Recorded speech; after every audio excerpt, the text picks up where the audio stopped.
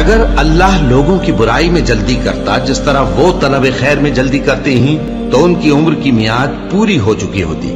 سو جن لوگوں کو ہم سے ملنے کی توقع نہیں انہیں ہم چھوڑے رکھتے ہیں کہ اپنی سرکشی میں بہکتے رہیں، اور جب انسان کو تکلیف پہنچتی ہے تو لیٹا اور بیٹھا اور کھڑا ہر حال میں ہمیں پکارتا ہے۔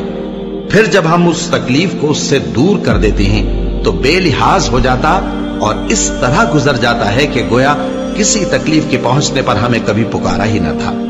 اسی طرح حد سے نکل جانے والوں کو ان کے اعمال آراستہ کر کے دکھائے گئے ہیں، اور تم سے پہلے ہم کئی امتوں کو جب انہوں نے ظلم کیا ہلاک کر چکی ہیں،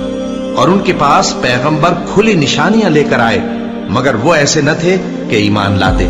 ہم گناہگاروں کو اسی طرح بدلہ دیا کرتے ہیں۔ پھر ہم نے ان کے بعد تم لوگوں کو ملک میں خلیفہ بنایا تاکہ دیکھیں کہ تم کیسے کام کرتے ہو، اور جب ان کو ہماری آیتیں پڑھ کر سنائی جاتی ہیں تو جن لوگوں کو ہم سے ملنے کی امید نہیں وہ کہتے ہیں کہ یا تو اس کے سوا کوئی اور قرآن بنا لاؤ یا اس کو بدل دو۔ کہہ دو کہ مجھ کو اختیار نہیں ہے کہ اسے اپنی طرف سے بدل دوں، میں تو اسی حکم کا تابع ہوں جو میری طرف آتا ہے۔